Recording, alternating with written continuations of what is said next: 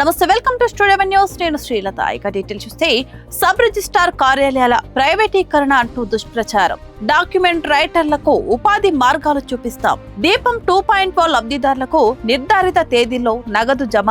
RTGS సమీక్షలో CM Chandrababu.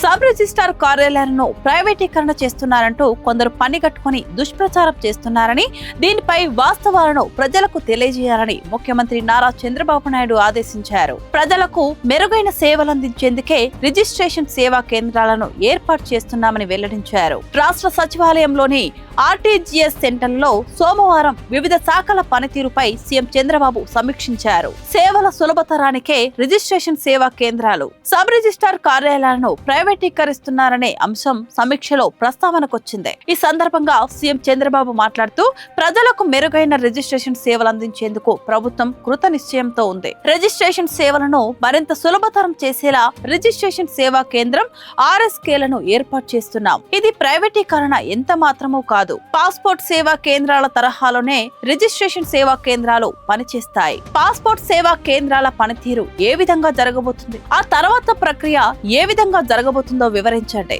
Passport సేవా కేంద్రాలు అందుబాటులోకి వచ్చాక పాస్పోర్ట్ ప్రాసెసింగ్ అనేది చాలా సులభమైంది.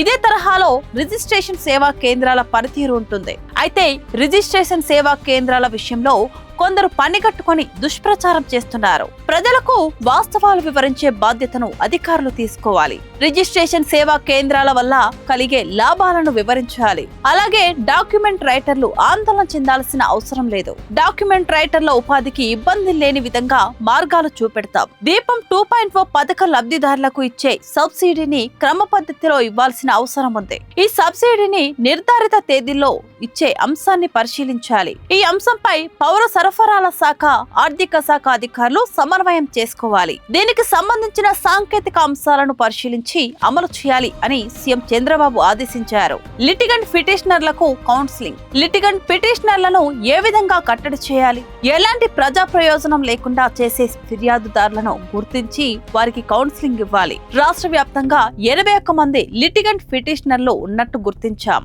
వీరు సరాసరి ఒక్కొక్కరు 246 పిటిషన్లు పెడుతున్నారు. వీరి వివరాలను జిల్లా కలెక్టర్లకు పంపించాలి. వారు పెట్టే అర్జీల్లో ప్రజా ప్రయోజనాలు ఉంటే వాటిని పరిశీలించాలి. ప్రభుత్వాన్ని, అధికారులను బద్నాం చేసే ఉద్దేశంతో పిటిషన్లు పెట్టే వారిని గుర్తించాలి. ఫిర్యాదుల పరిష్కారంలో ఆర్థికేతర సమస్యలను వెంటనే పరిష్కరించాలి. ప్రాధాన్యతల వారీగా ఆర్థిక సమస్యలను పరిష్కరిద్దాం. ఈ ఏడాది ఎల్ నినో ప్రభావం కారణంగా ప్రస్తుతం 49% లోటు వర్షపాతం ఉంది. ఈ ప్రభావం నుంచి బయటపడే ప్రత్యామ్నాయ మార్గాలను అన్వేషించాలి. ఈ మేరకు రైతుల్లో అవగాహన కల్పించాలి. డ్రై క్రాప్స్ వేసేలా రైతులను ప్రోత్సహించండి. ఇదే సమయంలో VBG రామ్జీ పనులను పెద్ద ఎత్తున చేపట్టాలి. జలధార పనులను VBG రామ్జీ పనుల్ని అనుసంధానం చేయాలి. ప్రజాభిప్రాయాలను ఎప్పటికప్పుడు తెలుసుకుని పని విధానం మార్చుకోవాలి. పరిపాలనా విధానాలను మెరుగుపరుచుకోవాలి. సమస్యలు ఉత్పన్నమయ్యాక చర్యలు తీసుకోవడంతో పాటు